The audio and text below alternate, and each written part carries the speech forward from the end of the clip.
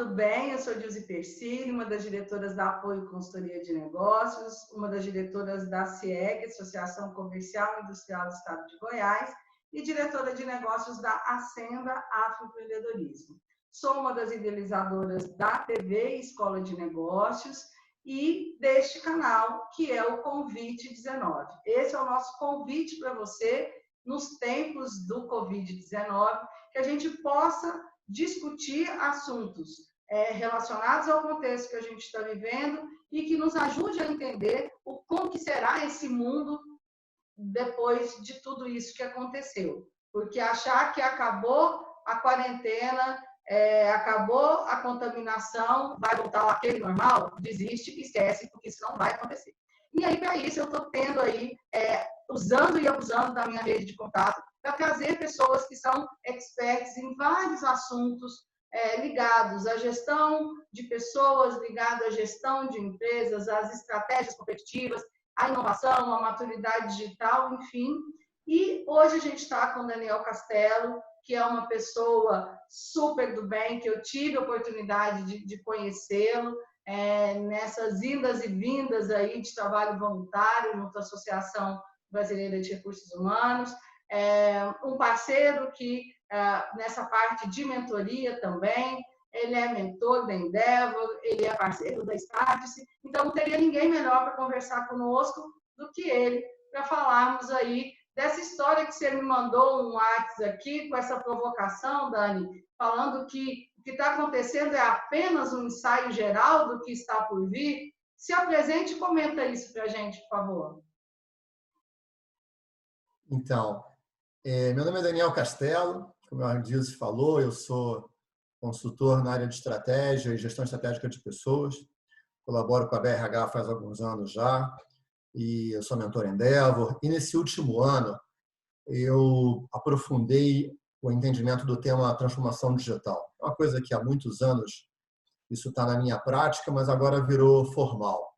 E junto com um parceiro chamado Antônio Salvador, a gente fechou com a Startse o desenvolvimento de programas da área de transformação digital, e a gente está escrevendo um livro que deve sair em agosto, setembro, outubro, tudo também incerto esse ano agora. Mas a gente está indo fundo nessa história. E a gente tem conversado muito, Dilze, sobre esse tema, né? Sobre os impactos do Covid-19 no mercado, na forma como a gente opera, na forma como a gente trabalha. E a gente tem uma conclusão interessante sobre isso, que para a gente realmente o Covid-19 é um acelerador, um catalisador de mudança. E o que a gente está vivendo agora é sim uma espécie de ensaio geral para o futuro. Sabe, o que a gente está sendo obrigado a fazer, né? Comprar digitalmente, vender digitalmente, trabalhar e cooperar de forma digital, né? Essa coisa da gente, todas as conexões e todas a forma como a gente estabelece laços, contratos, ser digital, é o desenho do futuro, é para onde a gente está indo. Se você pensa hoje no mercado de mídia, o mercado de mídia é assim hoje. A gente não compra mais jornal físico, revista em banca. A gente compra conteúdo online, não é? Cada vez mais gente assina sites da internet, cada vez menos gente assiste televisão por motivos jornalísticos, né? Cada vez mais a gente opera nos bancos online, via apps, né? Quem desenvolve software não tem mais grandes laboratórios, grandes escritórios. As pessoas desenvolvem software das suas casas. Então, alguns setores estão muito à frente. Outros setores achavam que estavam meio blindados dessa história e estavam andando mais devagar, né? O varejo super hesitante, tá? Tem o e-commerce, mas eu tenho loja física, né? O setor de hospitalidade meio em dúvida do quanto que eu devo realmente me mover, plataformas como Airbnb, o Booking, né? Todo o setor de entretenimento, querendo manter os cursos, os shows online, os shows ao vivo, como a principal fonte de receita. E, de repente, vem o Covid-19 e fala assim, seguinte, quero saber se vocês aprenderam ou não. E obriga a gente a virar 100% digital em 15 dias. 15 dias. Em 15 dias virou todo mundo digital. E a questão é a seguinte, algumas empresas estão super prontas para operar 100% digital. E essas empresas, sinceramente, vão sair do Covid-19 mais fortes e vão crescer depois. Algumas empresas estavam mais ou menos no meio do caminho e têm a oportunidade agora de acelerar o processo de mudança e se dá muito bem. E um monte de empresas que estavam achando que não estava na hora, que não precisava, que o mercado não está pedindo essa e tal, vão sofrer uma barbaridade nesse momento agora que a gente vai viver. Mas o que importa de verdade, porque algumas empresas vão sobreviver, outras não. O que importa é o consumidor. Sabe? O consumidor, ele vai ter agora a oportunidade de fazer o que ele nunca fez. Tem um dado sensacional que a Startse acabou de medir agora, infelizmente eu esqueci o número exato, mas alguma coisa como 40% das compras do e-commerce brasileiro da última semana foi a primeira vez que uma pessoa comprou no e-commerce. Então, a gente percebe que também o cliente está debutando na questão da maturidade digital também, né? Isso. E é isso que importa. Porque quem manda em qualquer relação de consumo é o consumidor, é o cliente. Ele é quem decide. Não é? A gente não pode forçar o cliente. Não, você vai comprar tal coisa de tal forma. Sinceramente, eu compro o que eu quiser da forma que eu quiser. Então, o que vai acontecer de repente é que um monte de gente que ainda não tinha optado por comprar as coisas online vai ser obrigado a comprar as coisas online. Sinceramente, eles vão gostar de comprar algumas coisas online e não vão gostar de comprar outras. Tá certo? Quem sempre fez sessão de coaching presencial e ia até encontrar com o coaching, agora vai fazer sessão de coaching online, sem sair da sua casa. E pode ser que um monte de gente ache isso sensacional. Um monte de gente que ia até o consultório do médico, agora vai fazer consulta médica online. E pode ser que um monte de gente ache isso sensacional. Um monte de gente que ia na farmácia comprar remédio, vai comprar remédio online. E pode ser que um monte de gente ache sensacional. Tá certo? Então, assim, em todos os mercados, milhões de consumidores vão experimentar uma forma nova de consumir, de comprar produtos e serviços. E, sinceramente, uma boa parte desses bilhões vai gostar. Vai gostar de comprar dessa forma. Tá certo? E quando acabar o Covid-19, eles vão continuar. Até porque, imagina o seguinte, imagina que amanhã os governadores todos do Brasil falam assim, tudo bem, liberado, podem ir para a rua. A gente vai para a rua? Vai todo mundo para a rua no dia seguinte? Não, não vamos. No dia seguinte tem uma festa com 300 pessoas, você vai para a festa? Você vai pensar 3 vezes antes de ir para a festa. Todo mundo vai pensar em como é que retoma as suas atividades. Vão demorar meses. A Deloitte tem um estudo sensacional feito na Espanha que mostra que a retomada integral dos padrões de consumo anteriores ao Covid-19 deve demorar 1 ano. Tá certo? Alguns mercados vão demorar 1 ano. Grandes eventos, roupas de luxo. Tem um monte de mercados que vão demorar até 1 ano para se recobrar. A gente não vai voltar imediatamente a consumir da forma antiga. E como eu falei, milhões de pessoas vão aprender a consumir de uma forma nova. Talvez elas gostem da forma nova. Então, o que a gente está falando aqui não é alguma coisa que acontece e desacontece. Não. É um aprendizado acelerado. A gente vai se obrigar a aprender alguma coisa rapidamente. Então, milhares de empresas que nunca tiveram home office vão experimentar home office. E muitas delas vão perceber o seguinte, olha, funciona. Funciona. Eu não preciso daquele escritório gigantesco, eu posso ter metade do escritório. Tá certo? Isso vai mexer na forma de trabalhar, isso vai mexer no mercado de escritórios. Um monte de gente vai aprender a vender online e vai perceber o seguinte, sinceramente, eu não preciso botar um monte de vendedor na rua. Eu posso vender online. Então, isso vai começar a mexer em todos os padrões de consumo, de funcionamento, de trabalho das empresas. O que a gente está vendo agora é como se fosse um ensaio geral do futuro. Sabe? Porque a gente foi obrigado a fazer. E um monte de gente vai gostar. Principalmente os consumidores vão gostar. E vai começar uma enorme mudança, mas uma enorme mudança, Gil, você não tem ideia. Sabe? Eu estava hoje ouvindo o presidente da Reserva, que é uma loja de roupas do Rio de Janeiro, que antes do Covid-19, 25% das vendas dele eram feitas pela internet. Tá certo? Nesse momento, hoje, no dia de hoje, ele já está com o triplo do movimento de vendas na internet. Ele falou, é claro que quando voltar a venda física, um monte de gente vai voltar para a loja. Ele falou assim, mas imagina quanta gente não vai voltar. Imagina quanta gente não vai voltar. Eu mais que dobrei as vendas online.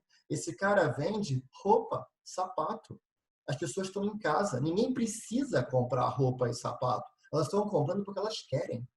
Isso vai acontecer com um monte de setores, com um monte de mercados. A gente tá assistindo o nascer de uma nova era acelerada, sabe? Alguma coisa muito grande vai acontecer depois disso. O que iria acontecer sim, em 5, 10 anos, vai acontecer em 6 meses, 1 ano, 2 anos. Vai ser muito legal assistir.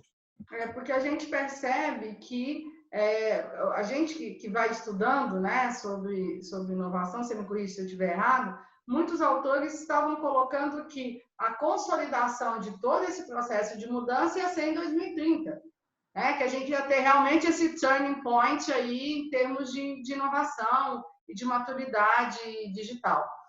E isso a gente antecipou em 10 anos.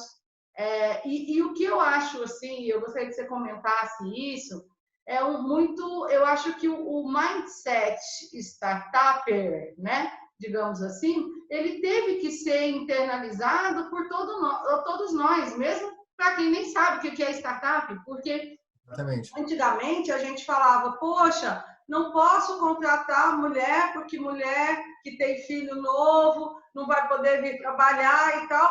Eu já vou repensar isso. Eu, RH, eu, gestor, eu, empresário, assim, nossa, eu vou poder absorver uma mão de obra que não pode cumprir um horário antigamente normal, num local de trabalho, mas pode trabalhar em casa. E aí eu vou rever perfis de contratação, né? Eu vou perceber que eu acho que a relação de confiança das empresas com os seus colaboradores, teve que mudar, forçosamente teve que mudar. Então, sim, eu tinha medo do home office porque o cara não ia trabalhar, eu tinha medo do home office porque o cara ia entrar contra mim na justiça dizendo que estava trabalhando fora do horário.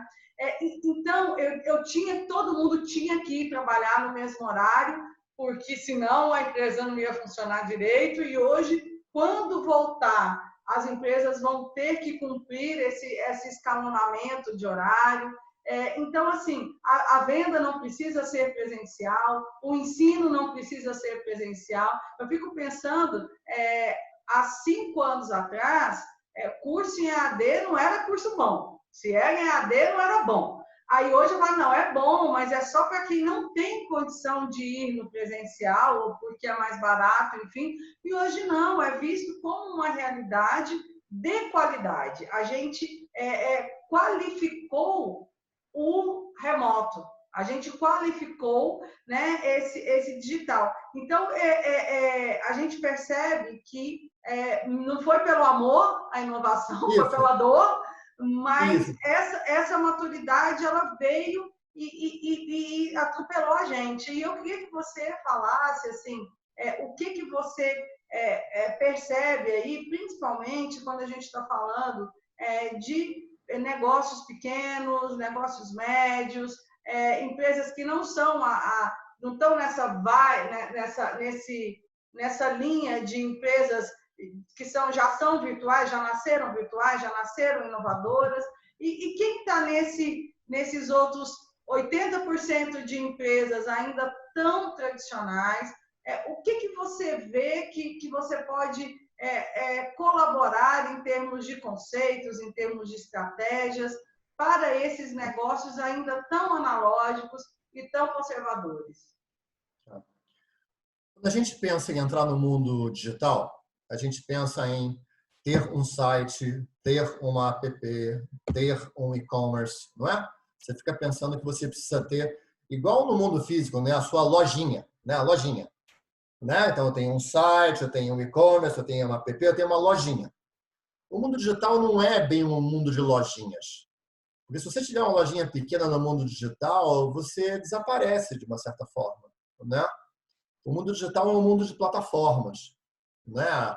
O LinkedIn, o Facebook, o Magalu, o Mercado Livre. Quando a gente quer comprar alguma coisa, a gente vai numa plataforma. E essas plataformas permitem que as pessoas pequenas tenham acesso a uma forma de vender, entregar, fazer negócio, etc. Né? Então, o que eu imagino é que a melhor forma de uma empresa pequena, que estava completamente offline antes do Covid, entrar no mundo digital é via uma plataforma. Então, eu sou um autônomo, eu faço tradução, eu conserto torneira, eu instalo fogão, eu faço qualquer coisa, qualquer serviço que eu, autônomo, proponho o serviço a uma pessoa, tá certo? Cara, você vai para o Get Ninjas, você vai para o Fiverr, você vai para uma plataforma de serviços P2P, né? Pessoa para pessoa, e você se cadastra lá, você se apresenta e você começa a captar o negócio por lá, imediatamente, agora, não é? Eu sou uma pequena indústria e eu tinha uma lojinha de fábrica e eu vendia minhas coisas aqui na vizinhança. Então, amigo, formata a sua lojinha, vai para dentro do Magalu e se bota uma lojinha dentro do Magalu e vai no Mercado Livre, bota uma lojinha dentro do Mercado Livre, vai se apresentar ao mundo via plataformas digitais.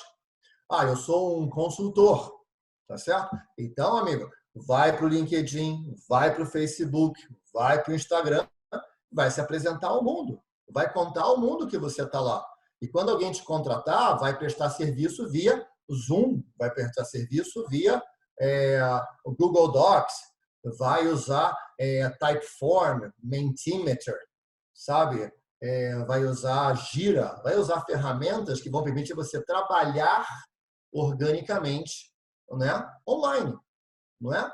Semana passada eu tive um workshop de ideação. Criamos uma proposta de valor nova para uma empresa, um modelo de negócio novo na empresa, várias pessoas, todas conectadas via Zoom, e todo mundo olhando a tela que eu estava comandando, tá certo? Montando uma proposta de valor. E de vez em quando alguém lá no seu computador inseria um post-it a mais na tela, ou mudava um texto, fazia alguma coisa, como se a gente tivesse um monte de gente trabalhando em frente a um quadro grande, desenhando um canvas de proposta de valor. Então, cada um de nós vai ter que encontrar a sua forma de trabalhar. Mas o atalho, a forma rápida de ir ao mundo é via plataformas. Não adianta sair correndo para fazer um site, não saia correndo para fazer um e-commerce. Você até pode fazer isso, mas não é isso que vai te dar presença digital semana que vem. Presença digital semana que vem é via plataformas. É como você se apresenta no LinkedIn, como você se apresenta no Facebook, como você se apresenta no Instagram, sabe? É como você coloca a sua loja no Magalu, como você coloca a sua loja no Mercado Livre, como você vende serviço via Fiverr.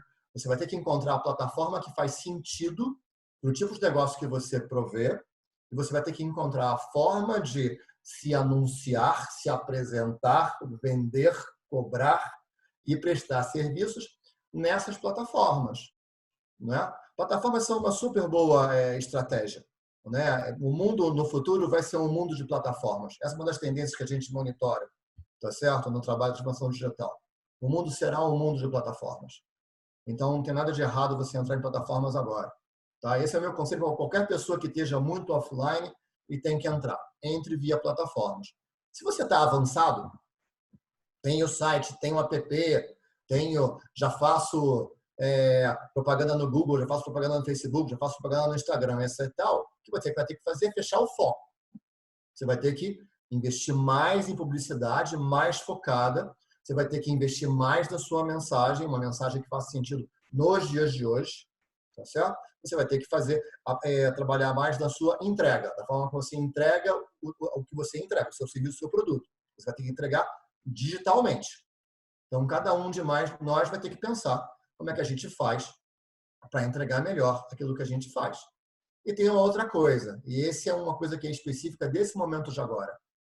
Quando a gente está fora de uma emergência, fora de um estado de calamidade, fora de um momento como a gente está vivendo agora, tem muitas coisas que a gente quer porque quer. Desejos. Quero um perfume novo, quero um carro novo, quero não sei o quê. Tal. Nesse momento, existe uma sensação na cabeça de quase todo mundo de essencialidade. Não é? De uma certa forma, o mundo virou um lugar inóspito, um lugar perigoso. Não é? Está todo mundo em modo de alerta. Quando você está em modo de alerta, quando você está com medo, basicamente, ansiedade, angústia, você busca o quê? Aquilo que é necessário, essencial. Então, qualquer empresa que queira prosperar nessa época agora e nos meses depois que a crise terminar, ela vai ter que entregar alguma coisa que é essencial. Então, a pergunta boa para esse momento é: como é que você faz para se tornar essencial para o seu cliente, essencial para o seu consumidor? Tudo que não é essencial, esquece. Esquece. Tá certo? Fala assim, se olhar para o seu consumidor, olhar para o seu cliente e falar assim: como é que eu posso fazer um impacto positivo na vida dessa pessoa hoje, dentro do que ela está vivendo? Como é que eu faço para aliviar o medo, aliviar a dor, aliviar uma necessidade real, atender uma necessidade real? Tudo aquilo que for real, necessário, essencial, vai prosperar. Tudo aquilo que for fogo de palha, tudo aquilo que for fantasia, tudo aquilo que for nice to have, não vai prosperar. Não vai prosperar. E aí, a gente falou de, antes dessa pergunta, isso que você falou, a gente percebe hoje na própria comunicação das grandes empresas, das grandes marcas. Então, eu não tenho aí um foco das grandes marcas, um foco comercial. Eu tenho um foco institucional de solidariedade, de compartilhamento de conteúdo, de disponibilização gratuita, etc., para que, de alguma forma, nesse período onde o essencial que está mandando, as pessoas consigam me ressignificar, caso efetivamente eu não seja tão essencial como a gente está vendo hoje, que é comida, saúde, transporte, internet, né? Exatamente. Né? Então, isso a gente já percebe aí no perfil de comunicação das grandes marcas. É isso. E eu queria te perguntar, a gente falou muito de ferramenta e muito para fora da empresa, né? Pensando no cliente externo. Eu queria que você falasse um pouquinho e o que a gente pode fazer, além de buscar essas ferramentas, que eu acho que essa é a parte simples, mas o que eu posso fazer em termos de mindset, desde o diretor, do CEO, do dono, até a base, passando aí pela gerência média e gerência júnior, para que esse mindset startuper ele realmente encontre um bom meio de cultura ali na minha organização. Ótimo. Então, eu acho que assim, para dentro da empresa tem dois grandes aspectos que a gente tem que trabalhar. Um aspecto realmente é o de trabalhar de forma cooperativa, inovadora e eficaz. Né? O que você está falando agora. Então, a empresa tem que, mais do que nunca, ter clareza estratégica do que ela quer nesse momento. Qual é o nosso momento? A gente está sem caixa nenhum. Então, salve-se quem puder, tudo que puder gerar caixa, ajudem a gente a gerar caixa, a gente economizar cada centavo e convidar as pessoas a cooperar. Tá certo? Essa é a necessidade. Ou então, a nossa necessidade é vender os produtos essenciais que a gente tem, que são A, B, C e D. E convidar todo mundo. Vamos focar nisso daqui. Como é que a gente pode vender melhor isso daqui? Ou então, a gente não tem oferta para esse momento. O que é que a gente pode fazer para garantir uma presença nobre, digna nesse momento? Como é que a gente pode ser útil à sociedade nesse momento? Né? Tem uma empresa inglesa que fez um negócio sensacional. Aquela empresa que é a McLaren, que é uma escuderia de Fórmula 1 e de carros de luxo. Imagina, ninguém precisa de Fórmula 1, ninguém precisa de carro de luxo nesse momento. Assim, a McLaren, nesse momento, é uma empresa dispensável para o mundo, certo? Então, só que ela é uma empresa que tem alguns dos melhores engenheiros do mundo. Então, os melhores engenheiros do mundo da McLaren, tá certo? Desenvolveram um respirador novo em 7 dias, na semana passada. E agora, a McLaren e a Ford, e mais a Bentley, todo mundo do grupo que eles pertencem, etc. e tal, estão convertendo as suas linhas de produção para produzir o respirador. Então, a McLaren vai entregar ao governo inglês 30 mil respiradores de graça em 15 dias. Tá certo? você fala assim, como é que eu posso virar essencial?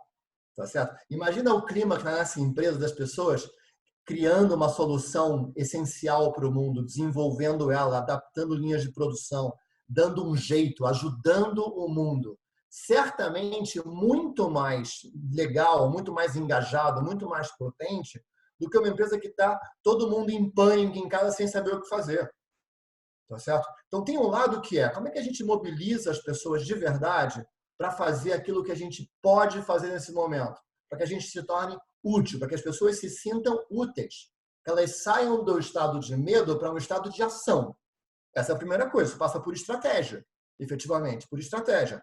E tem outra coisa que é, ok, vamos fazer? Como que a gente faz? Então, quais são as ferramentas? E quais são os métodos? Quais são os rituais? Uma empresa que está acostumada a sempre trabalhar de cima para baixo, presidente manda no diretor, que manda no gerente, que manda no funcionário, está ferrada nesse momento. Ela não sabe nem como é que faz para botar um monte de gente para trabalhar junto virtualmente, num ambiente onde o gerente não vê o funcionário trabalhar, o diretor não vê o gerente trabalhar, o presidente não vê o diretor trabalhar. Então, toda aquela lógica de orientação que era dada pelo espaço físico, que era dada pela lógica, né, do comando e controle, nesse ambiente que a gente está aqui fazendo entrevista, por exemplo, agora, não existe. Não funciona. Por quê? Porque daqui a 10 minutos a gente desliga a tela e você não tem ideia do que eu estou fazendo, eu não tenho ideia do que você está fazendo. Nesse ambiente, as pessoas funcionam por engajamento ou elas não funcionam. Ponto. Então, aqui tem uma questão de o que a gente tem efetivamente de, como você falou, né, de confiança entre a gente. O que a gente tem entre a gente de hábito de cooperação, que passa por ferramenta, passa por rituais, mas passa, sim, por um mindset de cooperação. A gente gostar de trabalhar para o lado. E trabalhar para o lado significa que a gente fala em rascunho, a gente pensa alto, a gente choca ideias, conflita ideias, a gente testa, erra, se arrisca, que está tudo bem, porque a gente está pensando junto, fazendo junto o tempo todo.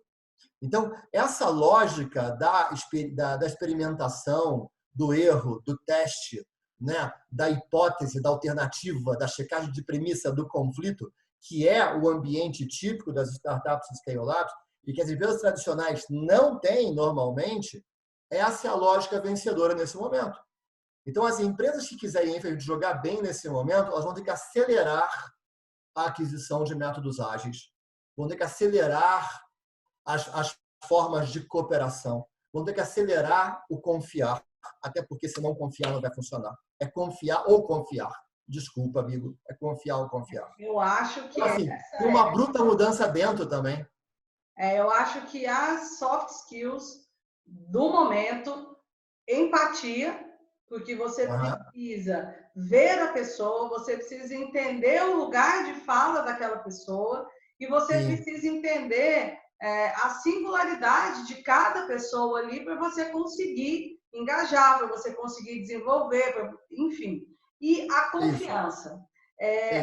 A confiança, eu que trabalho muito com essa parte de desenvolvimento de executivos, e sejam na questão a empresa me contratando para desenvolver o grupo de executivos, ou alguns executivos que sentem que precisam desenvolver alguns gaps para poder performarem mais nas cadeiras que eles já estão ou que eles estão pleiteando, a gente percebe que aquele cara que é centralizador, que é egóico, que só serve do jeito que eu sei fazer, no fundo, o que falta para ele é a confiança nas pessoas, que vem da falta de confiança nele mesmo, na capacidade que ele tem de escolher bem a pessoa e de saber desenvolver aquela pessoa. Então, essa crise de confiança que existe no mundo corporativo, ela foi aguçada. Agora, onde você não tem o mesmo ambiente de trabalho é do diretor como é do analista,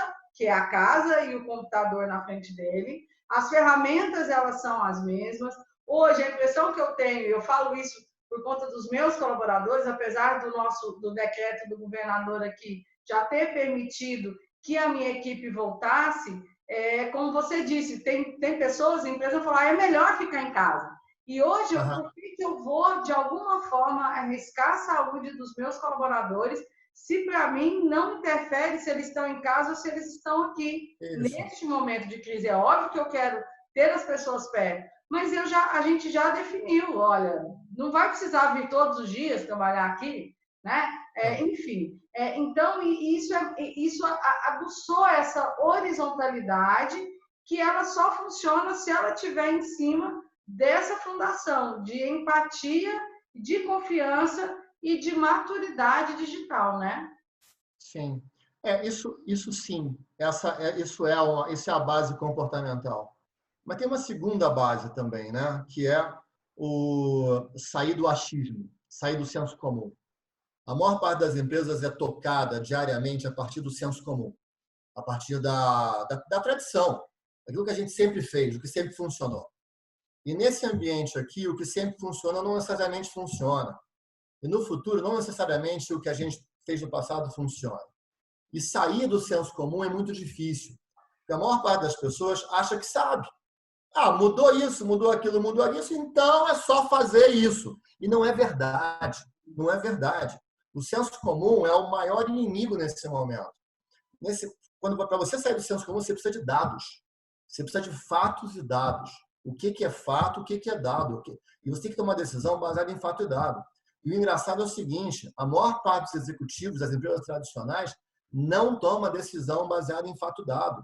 Toma decisão baseada em tradição, intuição, experiência, trajetória pessoal, bom senso, senso comum. E, sinceramente, não é bom o suficiente. Você usar a sua experiência, o seu bom senso, a sua intuição, sabe, a sua inteligência, a sua experiência, em cima de dados é extraordinário. Só que sem dados, amigo, é igual tentar fundear uma casa na lama. É igual tentar cravar uma casa do pântano, entendeu? Você está ferrado, não vai funcionar. A gente não sabe o que o consumidor está pensando de fato, a gente não sabe onde ele está, a gente não sabe o que ele está comprando, o que ele não está comprando. Os comportamentos tradicionais todos se alteraram.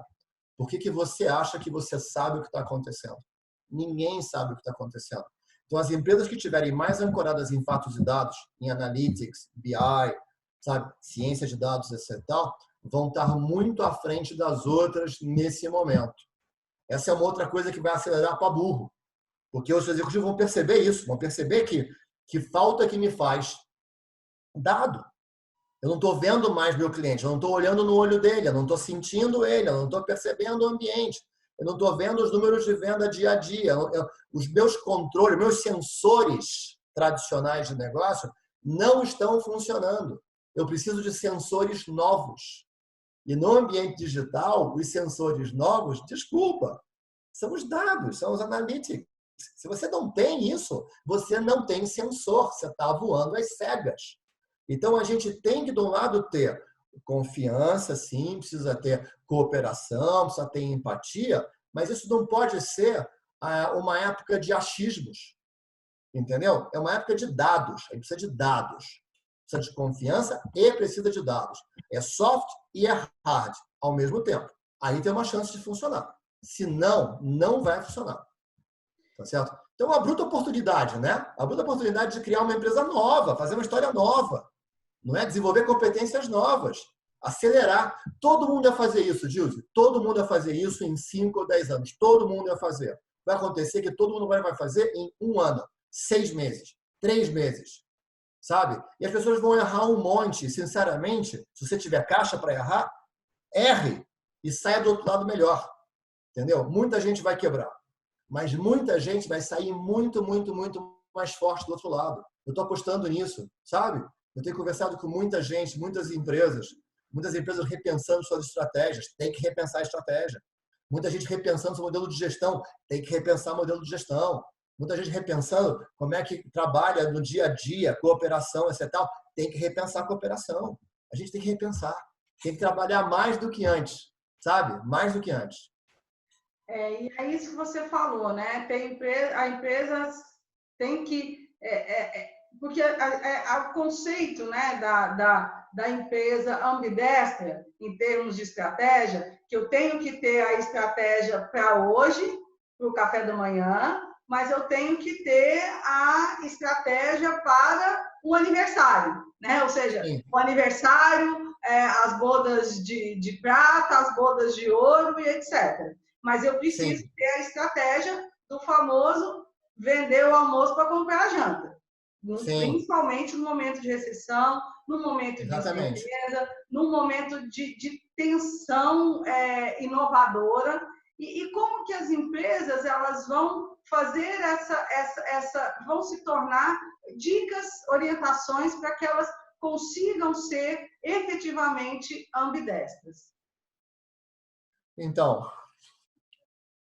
primeiro, as coisas mais necessárias. Primeira coisa, assim, senta, olha o teu caixa, quem é o cliente que está na tua frente agora, que você pode atender, para quem você é essencial, e foca a empresa na essencialidade. Esse é o primeiro movimento que tem que fazer, tá certo?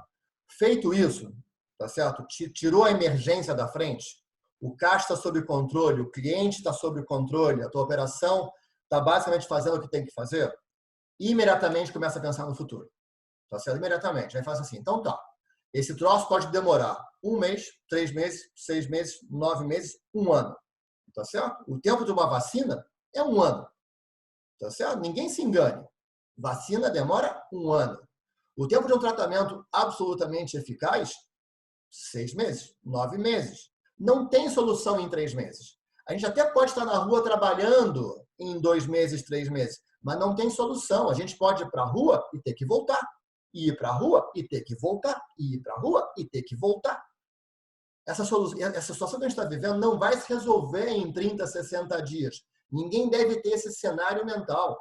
O cenário é alguma coisa que a gente consegue ir para a rua e se manter na rua com muito cuidado, com a economia bem restrita, ou a gente vai ficar indo e voltando até ter um tratamento eficaz e a promessa de uma vacina eficaz. Ou seja, o mais provável é que a gente conviva com esse cenário durante todo o ano de 2020.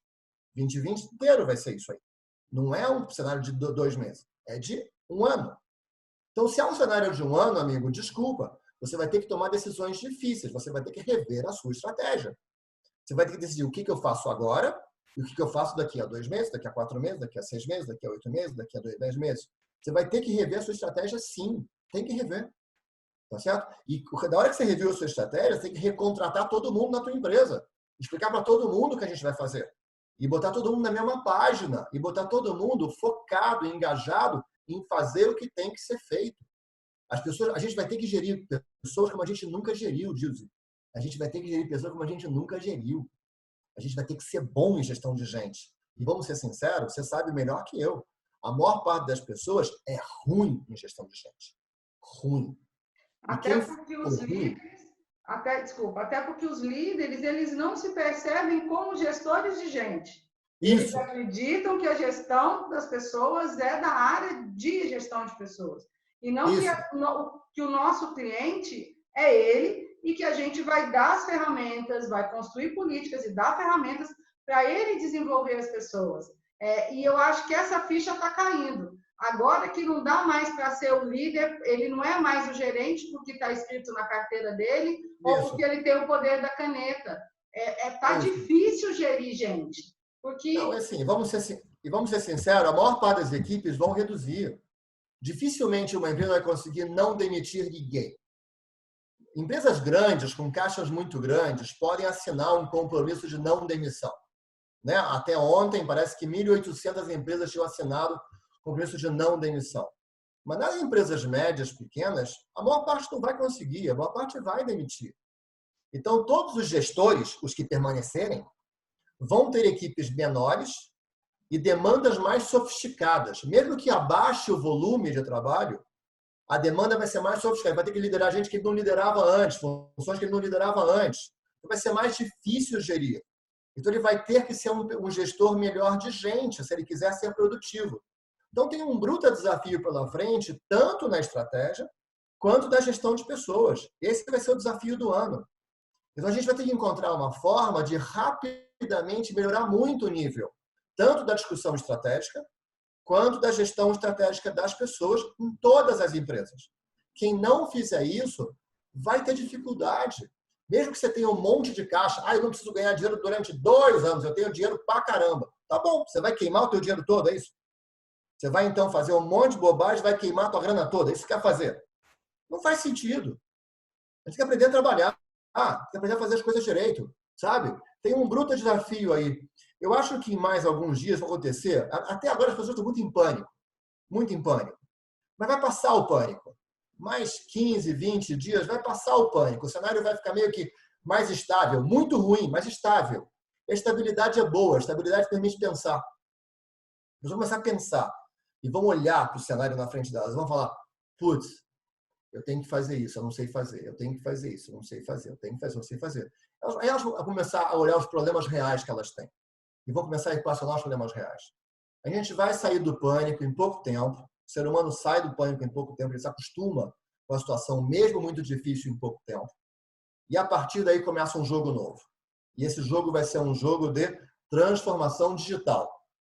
Novos métodos, novos processos, novas tecnologias, novas formas de gestão para executar novas estratégias. Eu acho que pode ser um ano brilhante de aprendizado para todo mundo. Algumas pessoas vão sobreviver ao aprendizado, outras não vão.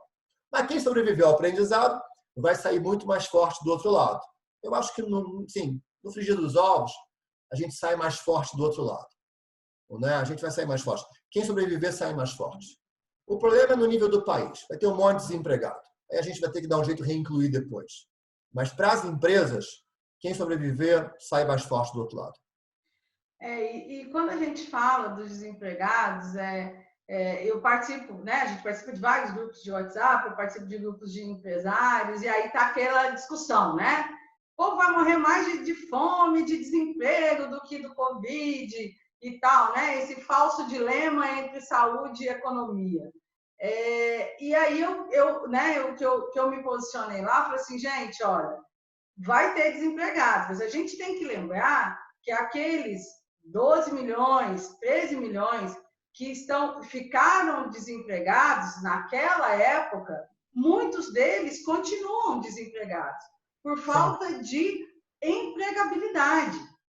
As pessoas que estão sendo demitidas e serão demitidas por uma questão conjuntural, elas serão mais facilmente absorvidas pelo mercado quando as coisas começarem a andar e, obviamente, também tem capacidade de se reinventar, de se tornarem pequenos empreendedores, empreendedores individuais, prestadores de serviço.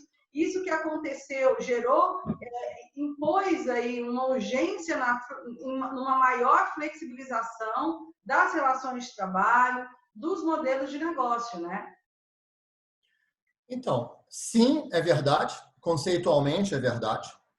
Tá certo? Mas a economia como um todo reduz. E a gente não sabe o ritmo de crescimento dela depois. Então, sim, numa economia do mesmo tamanho pós-crise, as pessoas que estão qualificadas tendem a se reempregar naturalmente de novo. Mas tem um tempo. Tem um tempo até isso acontecer.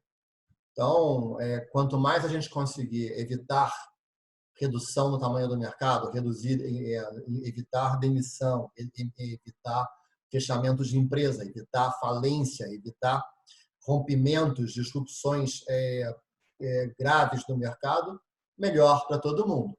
Então, é muito melhor se a gente puder reduzir a renda, mas não perder renda. Diminuir faturamento, mas não quebrar a empresa. Tudo que a gente conseguir criar de não descontinuidade é melhor para todo mundo, né? Então, aqui a gente está conversando isso, né? Assim, cara, não manda empregado embora. Cara, não para de pagar academia. Cara, não para de fazer isso. Não para de fazer aquilo. A gente tem como sociedade que continuar fazendo a economia funcionar o melhor possível, tá certo? Porque é uma questão de redução. Se for só redução, sobe de novo.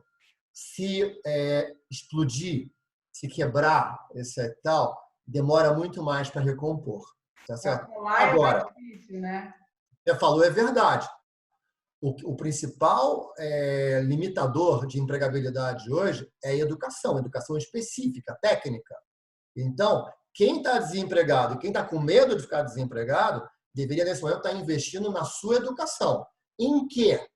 Em quê? Vou te contar em quê. Dados, ciência de dados, analytics, métodos ágeis, gestão à distância, ferramentas, em tudo que permite uma pessoa trabalhar bem no mundo digital. As competências digitais nunca foram tão necessárias e vão ser ainda mais necessárias depois, quando a maior parte das empresas acelerar o investimento em transformação digital.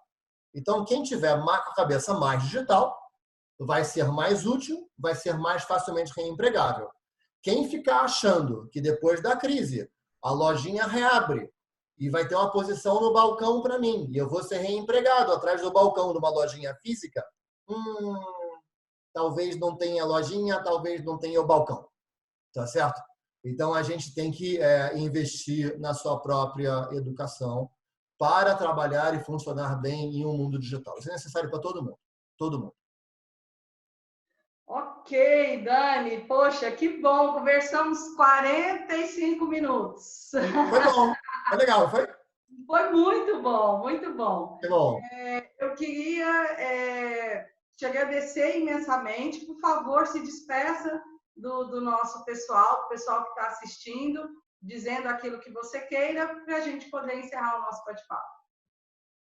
Então, gente, assim, eu não quero que essa fala de hoje seja uma fala angustiante. Angustiante é o Covid-19.